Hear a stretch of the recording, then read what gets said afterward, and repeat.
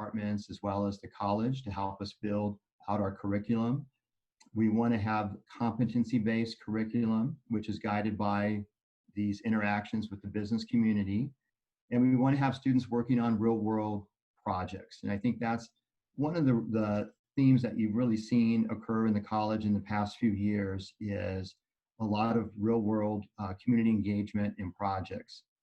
The impact is career-ready graduates. We want to be a vehicle for social mobility for our students. I'll show you an overview of our students shortly. You'll see that many of them are first-gen students. Many of them are Pell Grant eligible, and they major in business to get a job. And so we want to really help them with that. We also want to drive economic development, and we want to be a college that's deeply embedded in our community. So let me give you an overview of our students. You might not realize that the Fowler College is the largest academic college at San Diego State University. We have about 6,500 students just this last fall. Our students are a mix of first-time freshmen and transfer students. And typically we have each year we have a few more first-time freshmen than we do transfer students. That's actually going to change for this coming fall. But you can see on the right-hand column here, many of our students, particularly the transfer students, are Pell recipients. And to receive a Pell Grant, your household income is typically under $50,000. Most of the Pell Grant funds go to students from household incomes of $25,000 or less. So it's pretty remarkable when you see the students that are coming into the Fowler College. Many are also first-gen students. We're proud of the military veterans that we serve. We have a lot of students coming to the Fowler College on GI Bills. I've had many of those students myself over the years. We also have some guardian scholars. These are students who were raised through foster care or wards of the state, and we have special scholarships available for them as well. We're also a very ethnically diverse student body as well in the Fowler College.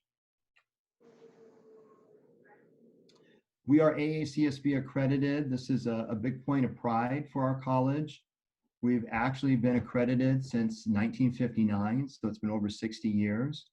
And it's probably something that students, frankly speaking, don't think about when they enroll in school. I know I didn't as a young man going to get my undergraduate degree at a state institution, but it's really critical. It helps us maintain a high level of standards and professional services for our students. It helps us maintain a very current curriculum and scholarly academic faculty. It also allows our students, when they get an undergraduate in the Fowler College, to then transfer that degree and enroll in a graduate degree in another university. Many of the admission cycle for graduate programs require an accredited undergraduate degree, and that's so important.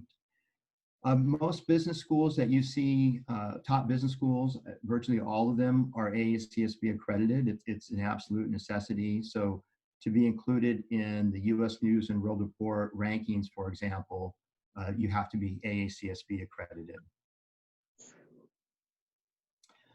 I also want to share with you kind of the size. I mentioned the size of our student body in the Fowler College, but I want to give you a sense of the number of students that we serve every year. And I'm going to compare our undergraduate numbers to the undergraduate numbers for the University of California system. So the UC system has 10 campuses. 6 of those have business schools. 3 of those 6 business schools, Berkeley, Irvine, and Riverside, have undergraduate business programs. And in the 18-19 year, they graduated a total of 1,224 undergraduate business degree students. In that same period, the Fowler College graduated 1,585 students. So part of our challenge is to provide this excellent business education to a large number of students, and we want to do so at an affordable cost. So just to give you an idea, our tuition for this coming year our in-state undergraduate tuition is $7,800 a year. With the size and the longevity of our college, we have a very large alumni network. So we have over 60,000 alumni from the Fowler College worldwide, over 30,000 right here in San Diego County. And we want to deliver a high quality business education for our students. That part is absolutely critical. So just in the last year, our rankings have improved in a very favorable way. So we are in October 2020, October 2019, we were ranked in the top 50 undergraduate business programs among public institutions, 79th overall. And very recently, our part-time MBA program was ranked 34 among public institutions, 55 overall. So that's our value proposition, is a very high quality business education to a large number of students serving the San Diego County and beyond. Some of our particular areas of excellence is our sports business program. We have a very good international business program, which is actually a partnership with the College of Arts and Letters. And for years now, we have had a very well-recognized entrepreneurship program, which we've really integrated throughout the campus.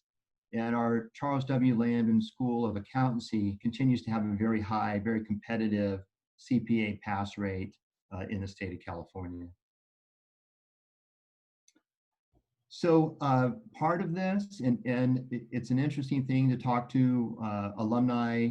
One of the real privileges of working as interim dean has been able to, the opportunity to speak to alumni from different decades. And one of the things that I would stress that has kind of changed recently is the amount of services that we provide our current students. And it's something that we're really dedicated to. And we now have a Center for Student Success. And in this, we have major specific advisors. So if you come to the Fowler College and you major in accounting, you're going to have an advisor, Sarah Mercado, who's going to follow you throughout your entire time at San Diego State and help make sure that you get access to the campus resources that you need. But students will always have a person they can call upon who is familiar with their particular major and help lay out a roadmap to help them graduate. We also have a career management center, which is housed in the Fowler College. This is in addition to career services, which serves the campus wide. The career management center is dedicated specifically to supporting Fowler students, both graduate and undergraduates. And we have career readiness seminars. We had one just yesterday, actually, on personal branding by Mark Linder, as a supporter of the college. But we're working to really help cultivate those professional readiness, career readiness skills in all of our students. Some of the metrics and outcomes that we're tracking, I think the most important one is job outcomes, to make sure the students, when they graduate, are getting positions that are in line with their education. We do a fair bit of assessment on our degree learning outcomes. And then a big push at SDSU and throughout the CSU are the graduation rates.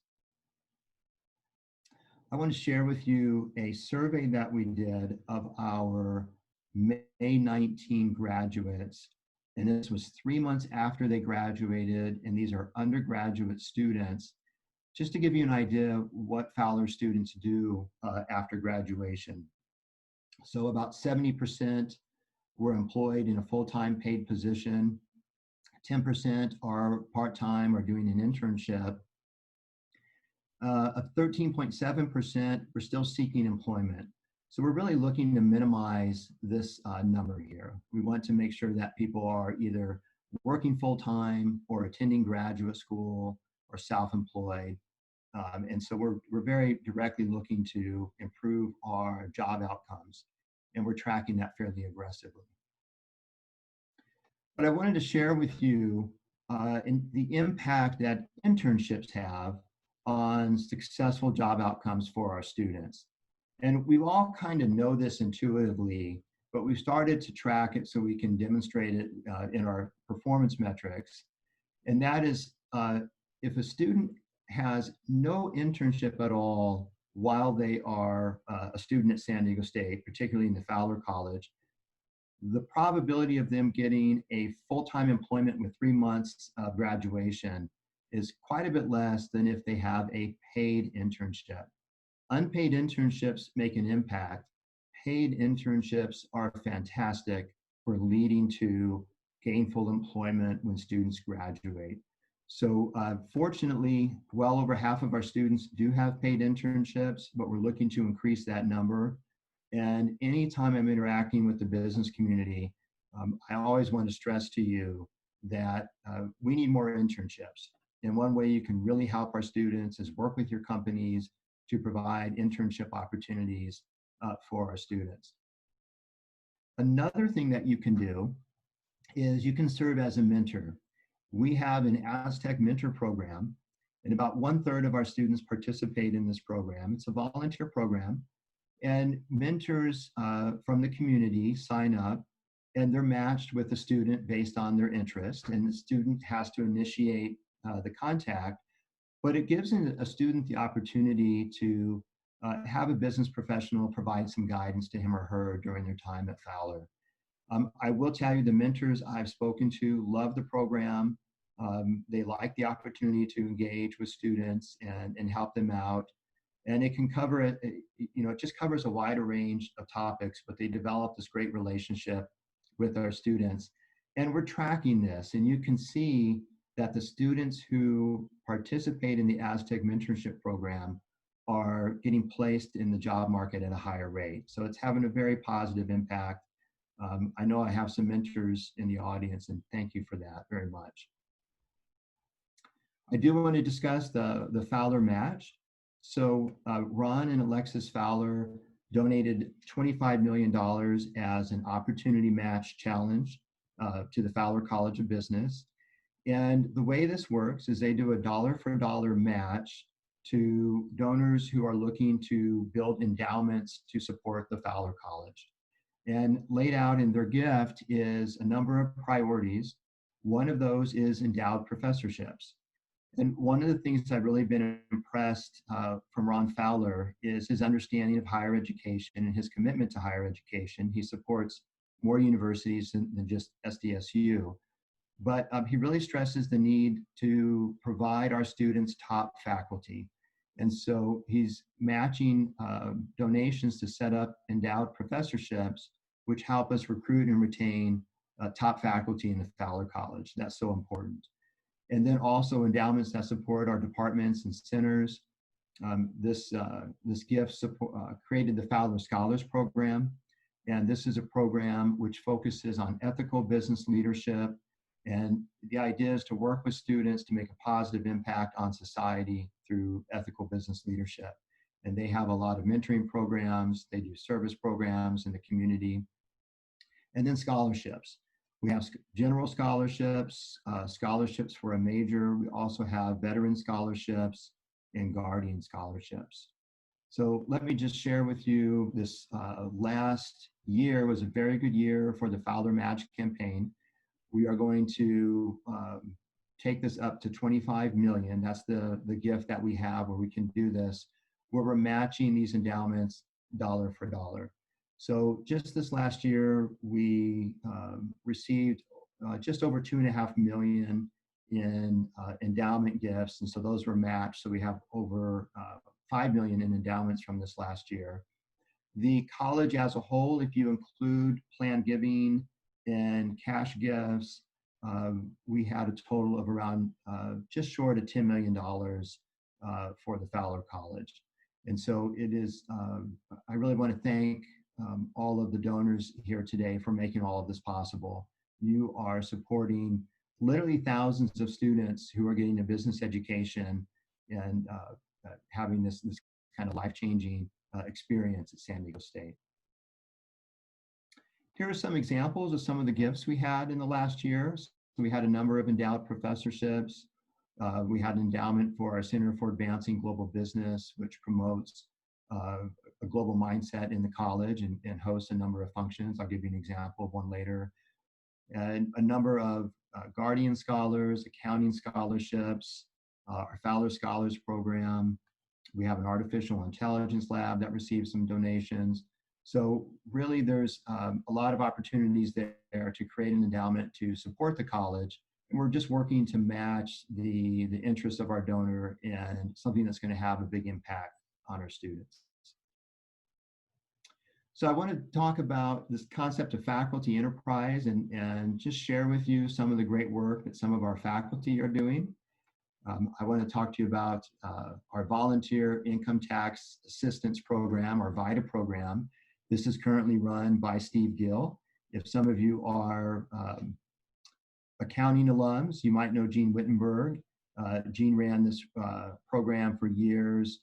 So did Nathan Astrike, ran this program for years. And so there's been this legacy in our Charles W. Landman School of Accountancy, where what we do is faculty partner with the IRS and give the opportunity for our students to prepare income taxes for low-income households and refugees in the community.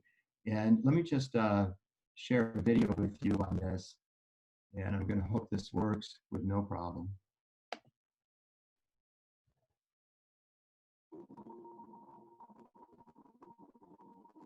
VITA program is volunteer income tax assistance. And what we do is provide volunteers for the community to have people come in and have their taxes done for free right here at San Diego State.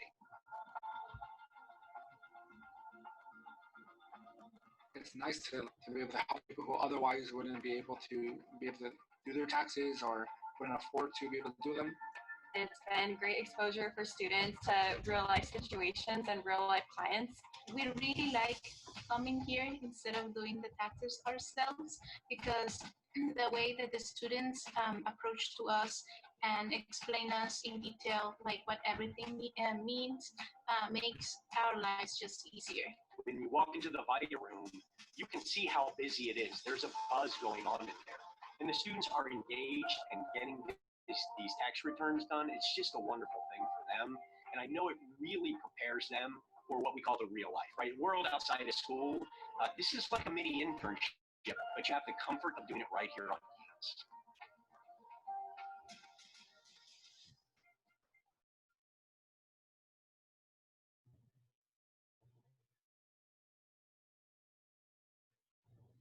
Okay, great. This is another faculty member. This is Bongsik Shen in the Management Information Systems Department.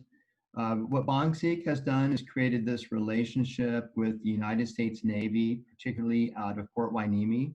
And what the Navy does is they support research projects with our students with the idea that they'll pay to support a research project in an area that they want to hire and build competency in. So in this, a recent project was based on an AI-driven cybersecurity threat modeling system that Bongsik worked on with his students. And what we're doing is students who work on these projects are kind of set up for a direct pipeline to be hired as civilian employees in the US Navy. This is another example of a faculty member engaging in the community. This is Yana Castro from marketing, and she has established a nonprofit called Brightside, which delivers produce. It creates supply chains to deliver produce and healthy food options in low-income and ethically diverse neighborhoods throughout San Diego, and our students work those supply chains.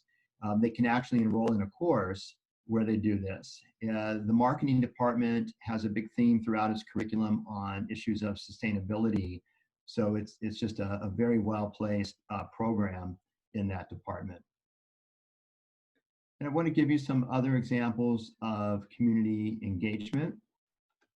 So one thing we've been doing is poster board competitions where students will work with some external organization for a culminating project. In this case, what you're seeing are undergraduate information systems students who completed projects throughout the community.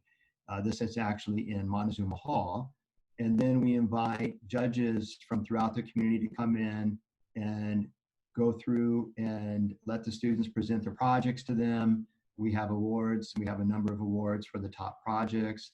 But if you would ever like to participate as an external judge and come to campus and work with these students in this way, please let me know. And we'd love to have you participate in that. So I mentioned earlier entrepreneurship. This is a picture from our Lavin Entrepreneurship Center. And one of the things we're doing there is Lavin speed mentoring.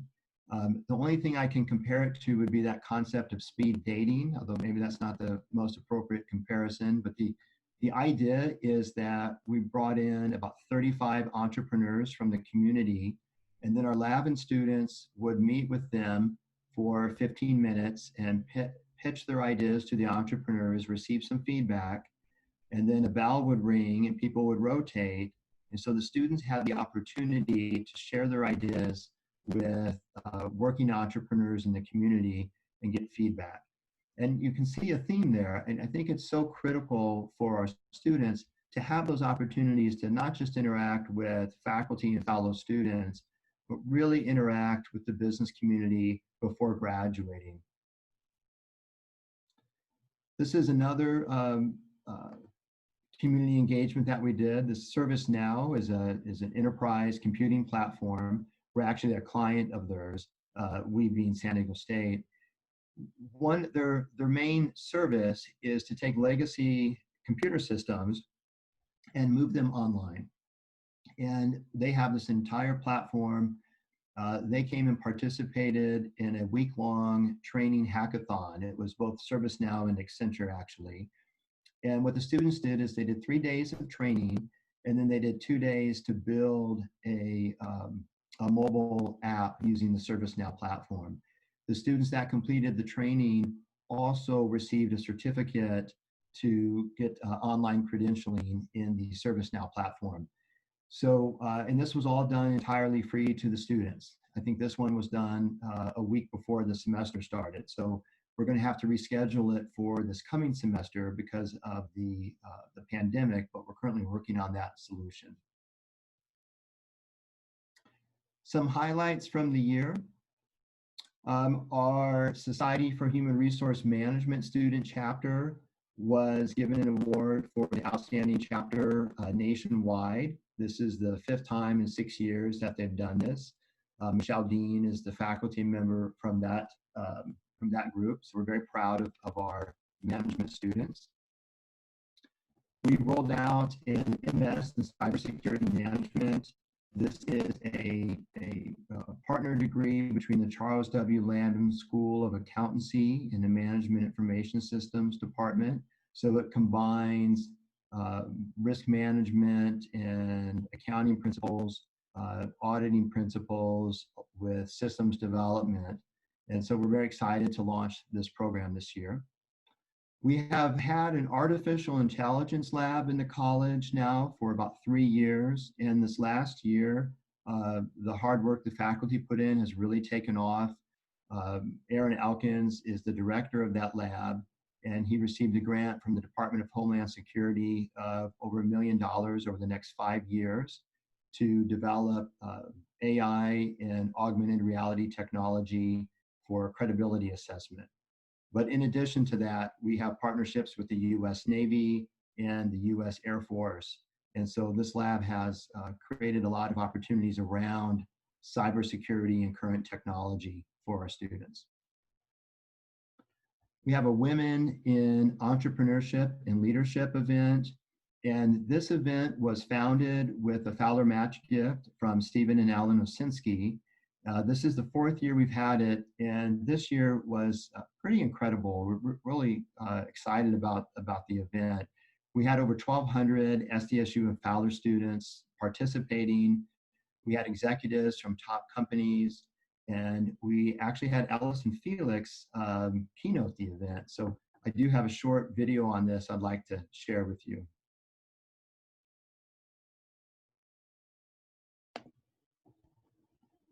I'm Allison Felix, and I'm here at SDSU's 4th Annual Women in Entrepreneurship and Leadership event.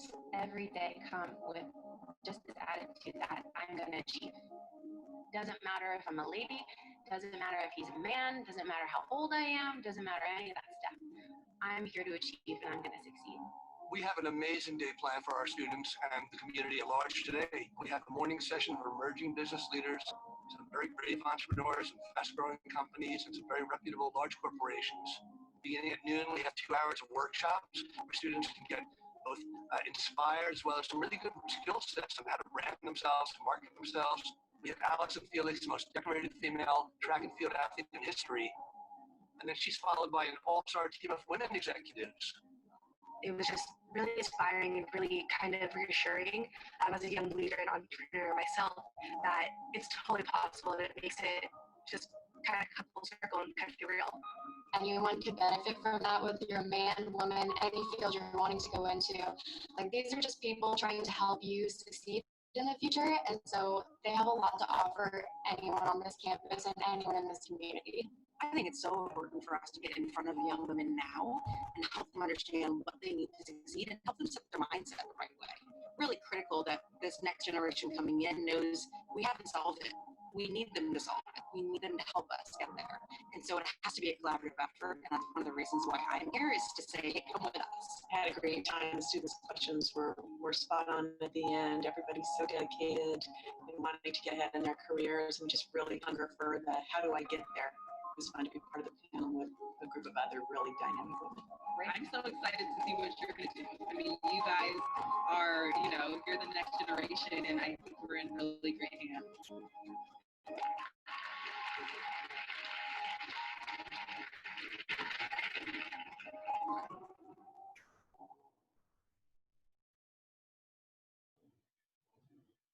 So one of the comments I want to make about that event that you can't really see in the video is one of the things we had in the back corner of Montezuma Hall was a big photo booth, and we had a professional photographer there taking professional photos for all of our students so they could put them on their LinkedIn page. But what I like about this event is it's impactful on many students.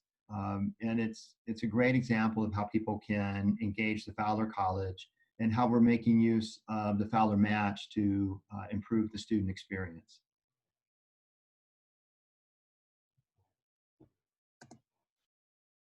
Some other highlights from the year: we hosted our Academy of International Business Conference. The Center for Advancing Global Business hosted that conference. We had that in late February. And if you just reflect on the timeline, we felt really fortunate to have that conference take place, looking back. Our California Entrepreneurship Educators Conference, again from the Lab and Entrepreneurship Center, it was scheduled in mid-April. And so at the time, it was a tough call. In March, we had to cancel that conference. But then we decided that we would run the conference and do it through Zoom.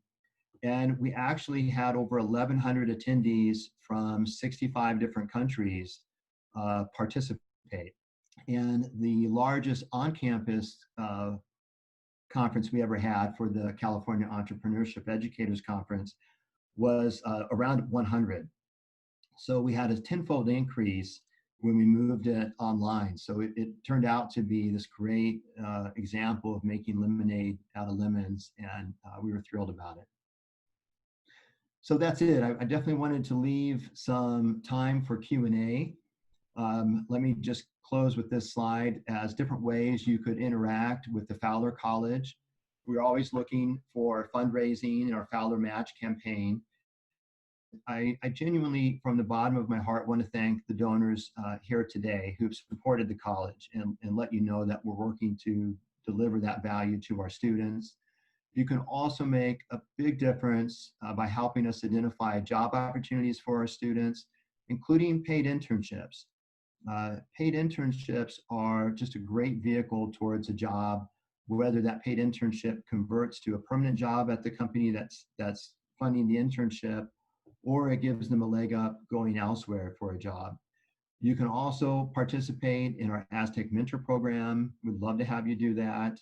And if you want to get involved with student projects, you can do that. Your company could sponsor a student project, or you yourself could serve as an external judge please contact me with any of these if you have an interest. And then also please add yourself to our college events email list if you haven't done so. So with that, I'm going to stop share and ask Hema if you would maybe help us moderate some Q&A. Happy to. Hi, everyone. My name is Hema De Leon. I'm the Director of Marketing Communications for Fowler College of Business. I'm also a proud SDSU alumna. So I'm honored to be here and happy to be working for Fowler. We did receive a couple questions ahead of time, so if I'm going to start there, but if you all have questions, please enter them in the chat box and then we can call on you to ask those questions with Bruce. So Bruce, you talked a little bit about or talked a lot about students, companies helping students with careers, right? So in today's job market, what are kind of questions are the students asking in terms of job searches, and how can the people on this call really help our students get job opportunities and internship opportunities? So that's a great question. And, that is one of the things that keeps me up at night is thinking about the students who are graduating in May into a recession. Now, we had great economic news today with unemployment dropping. That was very happy to see that. I think, the kinds of questions they're asking, I mean, some are wondering, are people going to be hiring right now, right? So, the other thing that we're telling students is whatever you do, don't wait on your job search. So even though it's going to be a tough market, you need to still be aggressive in the market and work on professional development during this time as well. As I mentioned, we had a workshop yesterday for our students. So it could be that they're going to take the time to develop some certification or something along those lines. In terms of what people can do to help, it's all the things that I talked about. I think it's the mentoring, it's helping identify the internships. We are looking to provide professional development workshops for the students over the summer and into the fall, and we're kind of pivoting to more online. So we have a number of workshops we do during the school year, which we now have to rethink and reimagine into the online setting. So one of the things we're working on right now is what will our career fair look like, right? So career fairs are a great example, a great opportunity for students because they get the opportunity to go around and introduce themselves to multiple business professionals in a low stakes environment. So we're working through that now. I don't have all the answers, but I very much would appreciate anyone who wants to engage with us on that. And our Career Management Center will work with them directly. Perfect. And so piggybacking off of that, I see in the chat, Carolyn asked a question specifically about where can we post job opportunities for current students, either internships or jobs? So if you have an internship or job, I would send me an email and I will introduce you to Beverly Brocker. She is the director of our Career Management Center within the Fowler College. And by the way, thank you. I'm so thrilled when people look to our students. You'll love our students, they're great employees. And what she will do is she will reach out directly to the students. Sometimes she'll work with someone to kind of craft the job announcement. So sometimes someone will create an internship and she'll help them put it together for reaching out to students. But she'll work with you to make sure you get some really good competitive applicants as well. So if you have an opportunity or an internship, email me and I will introduce you to Beverly Brocker. Perfect. Okay, so a couple more questions that came in ahead of time. Looks like we have, I feel in today's age, students should know about their credit. Is there a class where credit is taught?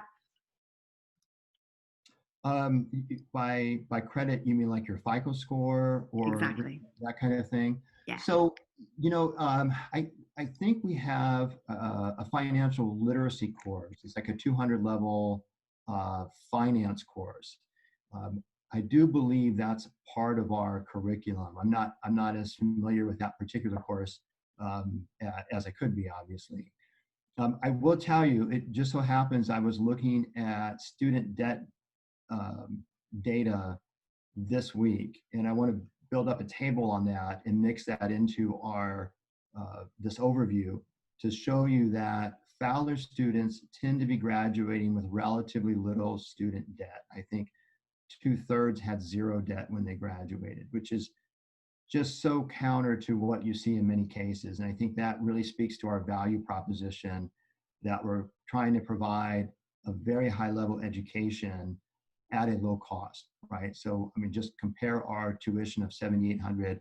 For those of you sending your children elsewhere right now, I'm sure that figure looks good. I know it does when I look at different colleges. But I don't know how much with, as a college that we're doing. I know financial literacy is a big topic and something our finance department is supporting across campus. Perfect. I think, again, piggybacking off of that, maybe you can talk, when we talk about credit, we're talking about like real world experience, right? And some of the things that we're doing within Fowler that, like the VITA program, as you mentioned, and elsewhere. So there's a question that came in about the faculty curriculum. How has the curriculum changed in recent years? And maybe there's some real world experience that's being integrated within that. Yeah, no, that's a great question. So one of the things that there's been a couple forces that really help influence the curriculum, and first and foremost, it would be the business advisory boards. I think that's been incredibly helpful. So to give you an example that I'm really familiar with is when I was chair of the MIS department, we built out a business advisory board. And so we had members from SAP, Accenture, Qualcomm, Illumina, HP, NVIDIA, AWS, and just a total of 15 different tech companies. And that helped us institute AWS Educate into the program. It brought in cloud computing. It brought us in more analytics. It brought us in more cybersecurity. And really made sure that our students were graduating with that skill set they needed to be successful in the workplace.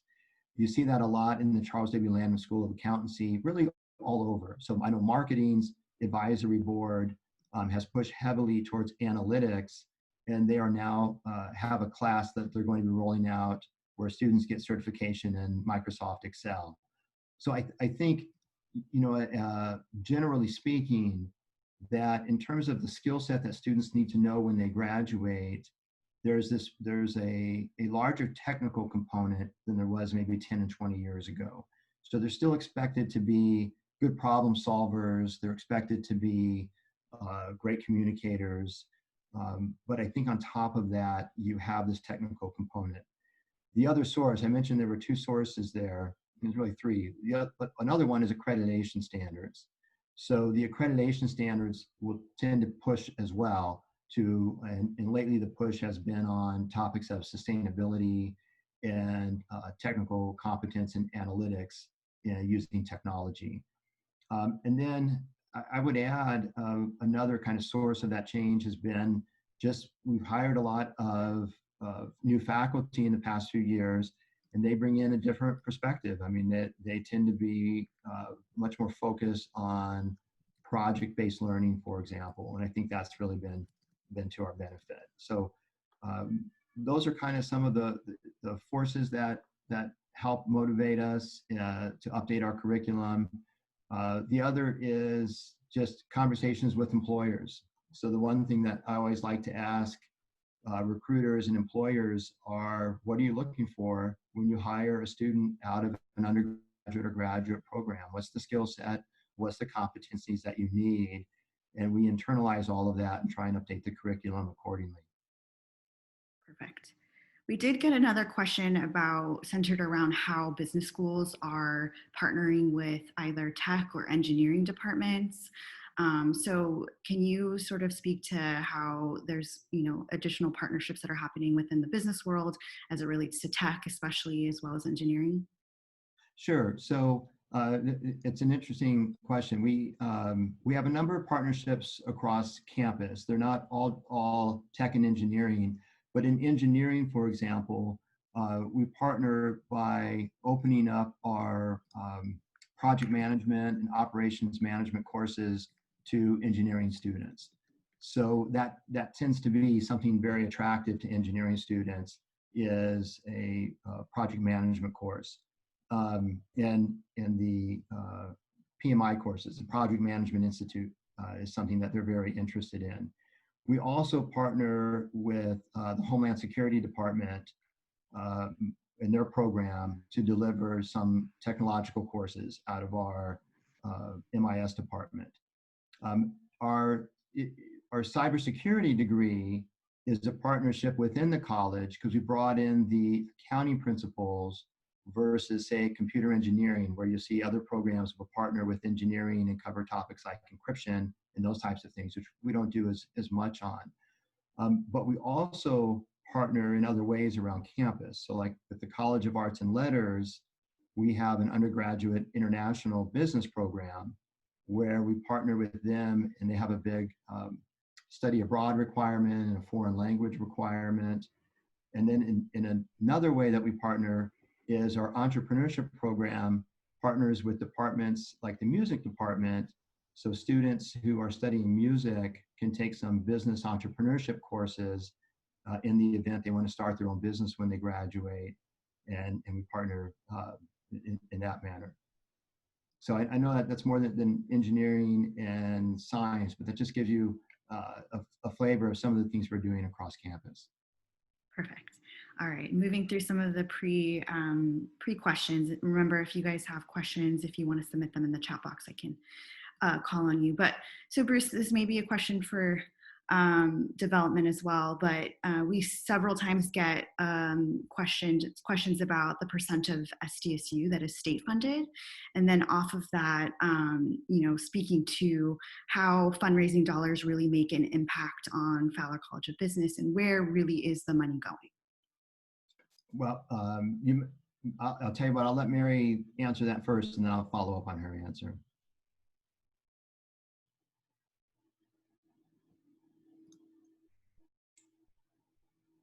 Thank you, Hema. So we receive under 20% of our budget is from the state. So private support makes a big difference for scholarships for our students.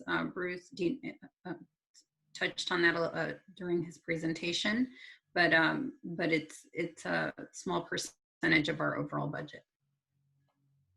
So let me just expand on that too. So much of our budget comes from things like tuition revenue. A relatively small portion comes from the state. So much of the value that we deliver to the students comes through philanthropy. As I mentioned the advisory boards a moment ago, they're all philanthropic boards. So these companies that place folks on these boards do so with an accompanying donation, which supports things like the poster board session that you saw. None of that's paid for out of state dollars. Everything's paid for from donations. So the Women in Entrepreneurship and Leadership Forum, that's state donation. I mean, forgive me, that's donations. That's not state funds for that. We gave out, I want to say, close to $500,000 in scholarships last year in the college. And I think that's one of the reasons they're graduating with less student debt than you see elsewhere. So that's very impactful. But there's so much of what we do is delivered through the philanthropic gifts. And so I mean, I'm telling you, that's really where the value comes from, because it lets us do all these extra things that are above and beyond just the classroom teaching experience, and it supports all that engagement. So I hope that answers the question. I'm happy to follow up if I skipped anything there. Perfect. We did receive a couple questions about COVID-related questions, so I know that you touched on that in the beginning, but I just wanted to read a couple out loud. So how will remote teaching and reduced campus density be continued beyond the pandemic period? And how will the value of live interactions be preserved? Okay, let me answer the first one, which is how will remote teaching be continued beyond the pandemic? I think a couple comments on that. I do think you're going to see a kind of a permanent change in how higher education is delivered coming from this. And it's actually a change that's taken place for quite a number of instructors, but it's going to be more widespread. So prior to the pandemic, we have faculty members who had never taught online. In my experience at SDSU, I've taught everything from mostly in person. Most of my courses were in person. I did teach some hybrid, and I have taught some 100% online courses. And I think one of the things that one of the benefits that you really see when you move to teaching online is there's some academic content which is better online. So let's say I'm demonstrating an Excel spreadsheet, how to work with pivot tables and break down a data set and then convert that into a report and answer conditional probability questions, okay, with a data set in Excel or some other software. If I can put that online, a student can have that up on their screen and then they can follow along on their computer at whatever pace works for them. And they can hit rewind and they can replay it again. And there's just an element there which is really effective. Or if it's a detailed statistics explanation and they can have that online, they can replay it until they understand it. They can also access it at a time if they miss a class, they have that available to them. So I think you're going to see some element of that where you're going to see fragments of a course broken out and made available online as a pedagogical technique. We'll see that more and more, and that trend's been in place regardless. I do think you're going to see this more of a hybrid type experience where you'll see some content online and then students coming to class for class discussions, lectures, casework, problem solving, presentations. All of that will take place in person. Some of the, I've been presenting and participating in a number of advisory board meetings. And one of the things that I'm hearing from folks is saying that when the pandemic ends, they're probably going to have some mix of Zoom meetings anyhow. They don't anticipate having all employees work every day at the office the way they did. There's probably going to be some leftover mix to that. And so I think it's going to really look at how do we best leverage the technology going forward to create the best educational experience for the students. Now, the second part of that question was how do we, I don't remember the exact phrase, but how do we still keep the in-person value intact? Preserved. Yeah, exactly. Okay. So what I'm not seeing, what I don't hear from students, I don't hear it from parents, I don't hear it from faculty, is that, hey, this online learning is better. This is how we want it to be from now on. I just don't ever hear that. As the father of three, I have 3 children in the home right now. It is a lot of work to be working. I mean, many of you know, it's a lot of work to be having your kids at home doing online work. It's just 100% online across the board is not for everyone. There are some students that helps if they don't live close to campus or they're place bound, they're working full time. There's a place for online education, and we do have a great program on that. But I think the value of the in-person experience, people really appreciate that now, having been denied it for a couple months. I think people are very much hungry to get back to campus. There's so much about the campus experience beyond the classroom. It's participating in student organizations. We have over 20 student organizations just in the Fowler College of Business. And there's so many activities going on campus. We are a destination campus, and I think students and faculty want very much to preserve that experience. And what I'm not sensing is a preference for this remote teaching, to be perfectly frank. And so I think people are very happily going to be coming back to campus and in person in the spring. Perfect. A couple more questions that we got ahead of time. And Bruce, you may not know the percentage off the top of your head, but there was a question regarding how much of our faculty come from careers in the private sector, emphasizing that students can learn from real life business examples. So maybe we could talk a little bit about our lecturers and those that have come Oh, from the yeah. private sector. Yeah, I mean, I would say well over half. I mean, if you look at your tenure track faculty, some definitely come from the private sector. I mean, you saw the video of Steve Gill, who runs our VITA program. Well, he practiced as a CPA for years before going back and getting his PhD and joining us. But over half our faculty are lecturers. They're not tenure track faculty. And they are hired on the basis of I mean, they have to have a graduate degree, but beyond that, they're hired on the basis of their ability to teach and their professional qualifications. And so that's been great. I mean, so we have, folks teaching our marketing classes who have run marketing agencies. We have just throughout the college, business professionals in teaching. And teaching is not for everyone. It's a lot of work and it has its challenges, but we have found quite a few who absolutely love it. So in terms of numbers and percentages, I don't have that number on the top of my head. I would safely say definitely over half. And the point there is well taken. It's our lecturers, all of them have professional work experience. Our tenure track faculty are a mix. Some do and some have less. Perfect. And so just in closing, we did get another question ahead of time, which I think is great, from Steve. So how can a business school graduate who lives in the San Francisco Bay Area make a contribution? So in a number of ways. We do have a number of students in the San Francisco area, right? So you could serve as a mentor, internships, job opportunities. It's interesting, when we're doing this remote this fall and we're looking for external judges, that might have prevented you from kind of coming to campus and attending a session in the past. But now we can accommodate that because we're going to have sessions via Zoom. So please, Steve, reach out to me after this meeting today, and we'll look at a way to get you engaged.